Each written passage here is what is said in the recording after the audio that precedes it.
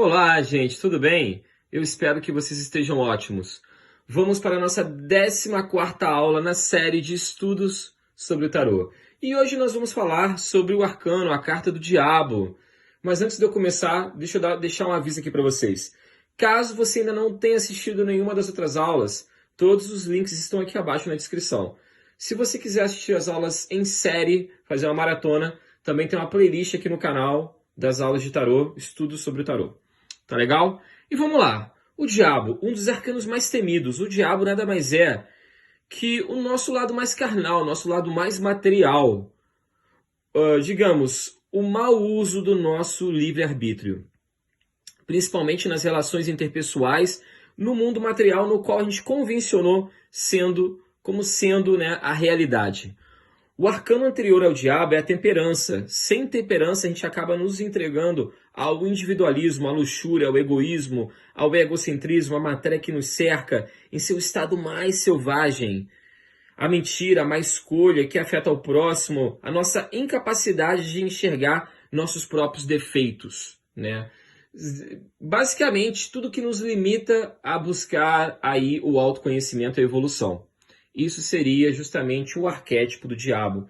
Então, quando a gente está fazendo mau uso do nosso livre-arbítrio, a gente está utilizando o arquétipo do diabo.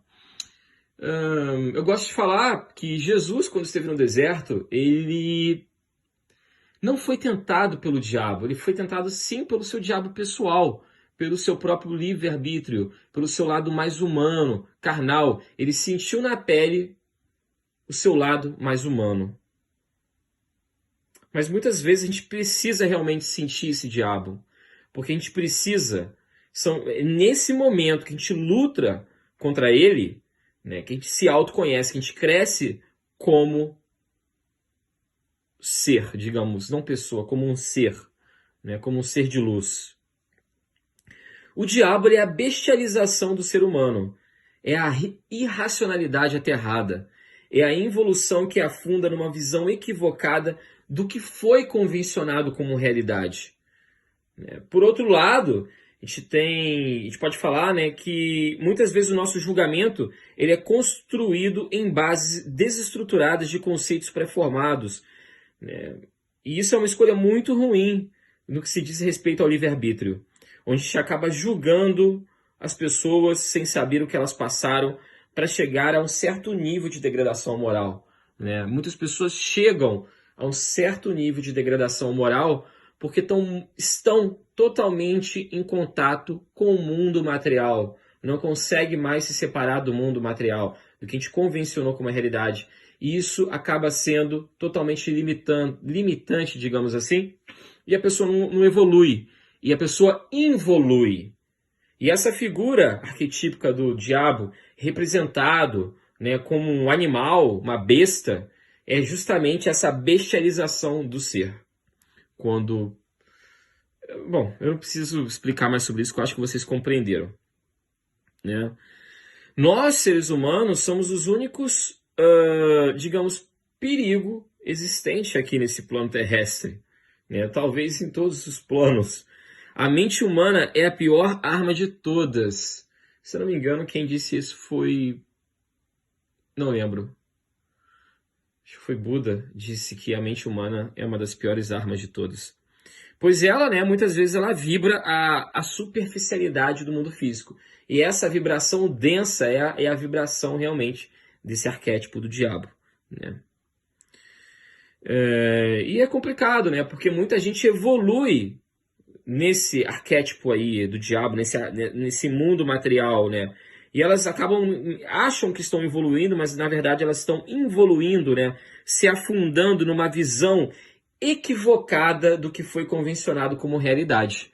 E essa é talvez uma das meias-verdades, né, que a gente mais pode afirmar que esteja correta. O mal, né? O mal não é o bem em desigualdade, ele é a ausência do bem, basicamente isso. Mas o diabo ele também nos convida a trazer à luz aquilo que temos, né, negligenciado em nós mesmos. Então, antes da gente começar a simbologia, eu pergunto a você, o que você tem negligenciado em você que você pode melhorar como um ser de luz, como pessoa? Deixa aí nos comentários, tá?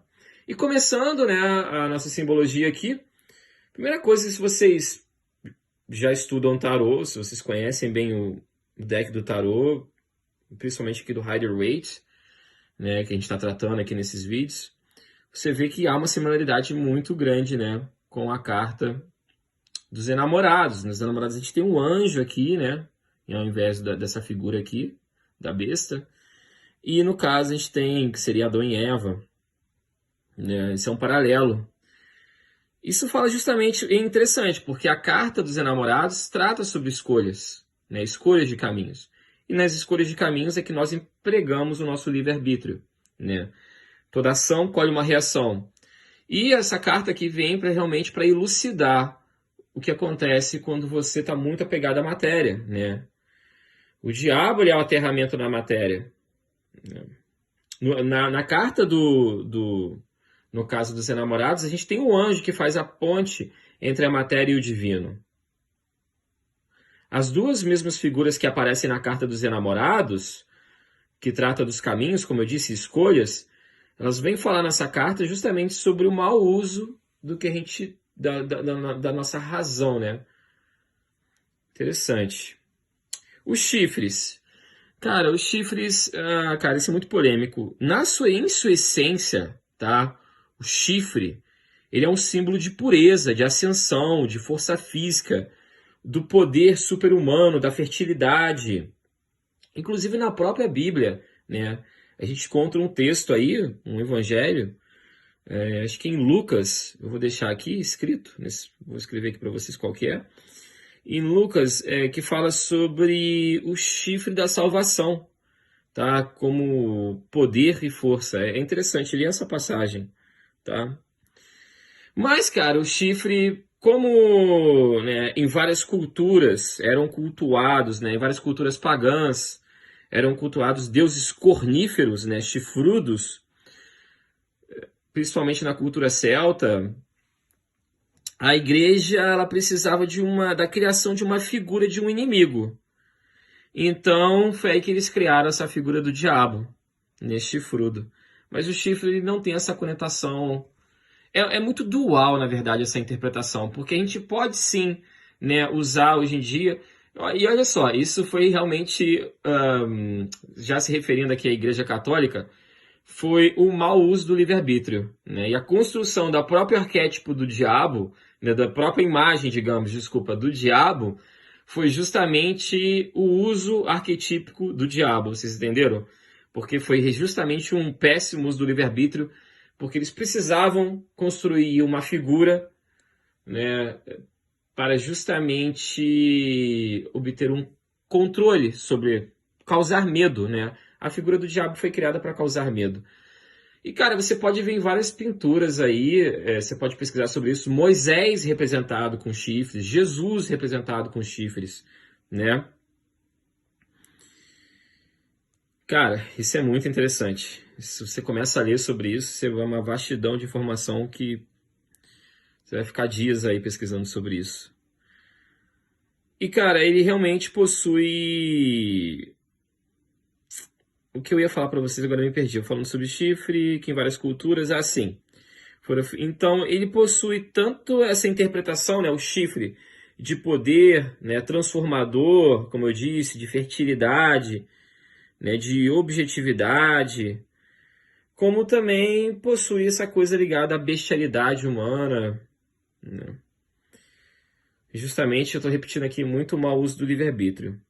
Mas o chifre representa justamente, cara, a força primitiva e oculta, tá? Agora vamos falar sobre as asas e as patas de morcego, né? Na verdade, ele tem asas, patas de morcego, meio que as pernas de bode. O morcego é um animal, né? Como muitos sabem, que ele tem a capacidade de se locomover no escuro, ele se locomove por ondas sonoras. O que o faz capaz, né, de se movimentar, como eu disse, no escuro. E o escuro ele pode fazer também, como uma metáfora, uma alusão ao oculto, ao inconsciente do ser. Olha que interessante. A cabeça do diabo ela é triangular, assim como o pentagrama aqui invertido, né? E esse pentagrama invertido, na verdade, ele nos convida a encontrar a nossa quinta essência, que aponta para baixo, que está aterrada no material, né? Se resolver justamente... Cara, uma coisa que... Vamos falar uma coisa aqui muito importante, que eu acho que várias... Né, eu tenho certeza que várias cartas aqui do tarô falam justamente sobre isso, que é o grande desafio que existe nesse plano, né, que faz... A gente está aqui justamente para isso, para evoluir, né, como ser de luz aí, ou algumas pessoas, no caso, involuir, mas a missão seria realmente evoluir. O grande desafio está no lido com a matéria, né? Lidar com a matéria. E eu sou matéria, vocês são matéria, nossos corpos físicos, nosso veículo físico é uma matéria e tudo que existe de material, né? O dinheiro. Então, reflitam sobre isso. Agora, que eu ia falar dos quadris de bode. Os quadris de bode, né, representam, assim como os chifres também, o bode expiatório, aquele que sacrificamos, jogamos a culpa. Também representa a capacidade do cabrito montanhês. Agora vamos falar sobre isso. Vamos falar sobre a afinidade zodíaca da carta. Muitos não sabem, mas a carta do diabo ela tem afinidade zodíaca com Capricórnio, né? A gente pode ver aqui na mão do diabo, inclusive, o símbolo aqui de Saturno, Saturno regente de Capricórnio. Capricórnio é o signo na astrologia que tem a sua casa ali na roda astrológica, na mandala astrológica, como sua casa natural, a 10ª casa, né, que trata justamente da matéria, da carreira, né, e o Capricórnio ele está muito ligado ao material, né, e logicamente no sistema que a gente vive, muita gente fala, o capricorniano é bem difícil definir, né, uma pessoa pelo signo solar, mas vamos falar assim, como um estereótipo, o capricorniano é muito ligado ao dinheiro. Não, dinheiro, o que a gente convencionou aqui nessa realidade, como sendo um instrumento de troca aí, né, de trabalho. Mas ele na verdade,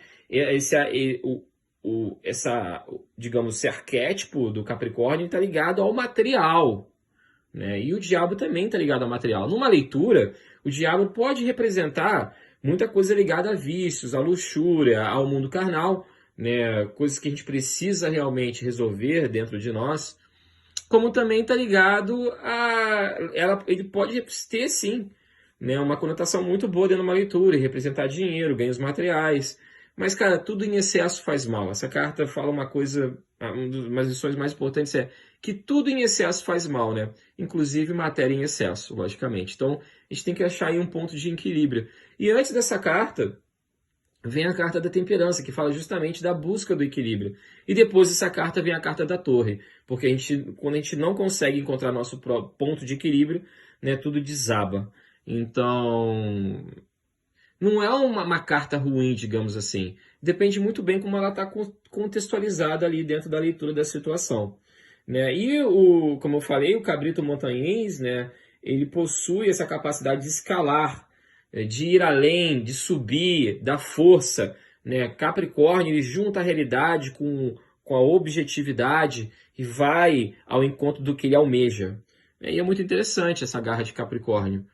Mas, e você pode ver, cara, quer ver uma coisa muito interessante? Em vários filmes, em séries, às vezes a figura, né, o arquétipo que eles constroem de um diabo moderno é sempre um homem bem-sucedido. Parem para pensar sobre isso. As correntes, né, o material representa, né, um material não trabalhado, o self inexplorado, as nossas limitações mundanas. Mas se você perceber, cara, as correntes elas estão frouxas. Que basta você... E na verdade é como se... Como é que eu vou falar para vocês? Eles estão ali porque eles querem, cara. Eles estão ali porque eles querem estar ligados à luxúria, à matéria.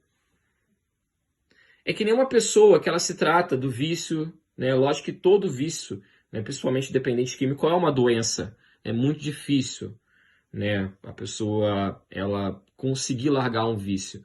Mas é interessante, porque muita gente volta para o vício por vontade própria. Às vezes a pessoa está bem, né? Às vezes ela tem uma recaída, lógico. Mas em alguns casos por vontade própria. Quer ir para a rua, quer ficar na rua, quer viver no vício. Tem gente que bebe, sabe que a bebida faz mal para ela, mas vai beber. Existe, lógico, o vício físico, mas existe a parte ali psicológica não trabalhada muito forte, né? E muitas vezes é a falta de apoio. É complicado, mas essa carta fala muito sobre isso. Essa corrente, ela representa muito bem isso, né? E representa também as limitações do mundo físico, cara. O mundo físico é muito limitado. Se sua vida é totalmente ligada ao material, sua vida não tem sentido, desculpa. Um dia, a sua torre, que é a carta que vem seguinte, vai ruir. Se sua vida é totalmente ligada ao mundo material, ao seu trabalho, à sua carreira, ao seu lado profissional, e você, cara, você não... Não é que... Não tô falando pra você buscar uma religião, porque religião não tem nada a ver com espiritualidade. Muitas das religiões, a maioria que existe hoje em dia aí, principalmente essas novas religiões cristãs evangélicas, então, tem mais a figura do diabo dentro delas do que qualquer outra coisa. Mas se você não liga para o seu espírito, se você não se cuida, se você passa a perna nos outros, se você bota tudo, o mundo material à sua frente, um dia, cara, a sua torre vai ruir, com certeza. Desculpa, mas tem coisa que a gente tem que falar. Vamos falar sobre o cubo. Cara, o cubo, ele representa... Muita gente fala que representa a Kaaba, né?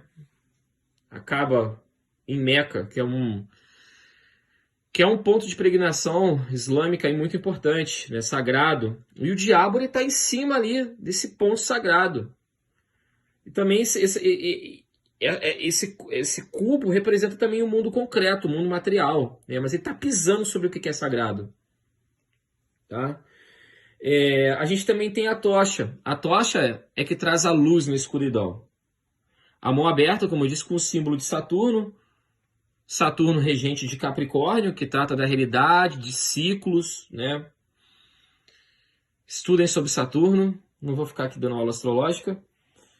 E os rabos, como eu disse, né? Aqui você vê que os humanos também têm rabos e chifres, que representa justamente estarem atados, né, ao mundo material. Deixa eu ver se eu tenho mais alguma coisa a acrescentar.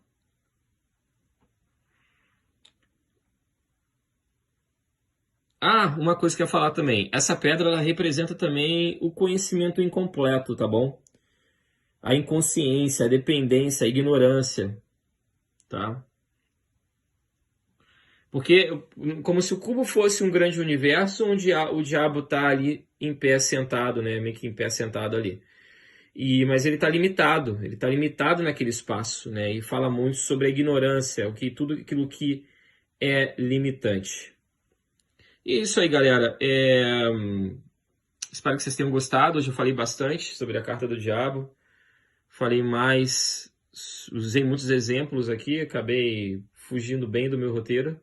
Espero que vocês tenham gostado. Espero que essa aula aqui seja de serventia para vocês, tá? Não apenas como um estudo no tarô, mas para a vida de vocês. Se você curtiu, deixe seu like, se inscreve no canal. E, cara, um grande abraço aí do tamanho do universo. Muita paz para vocês.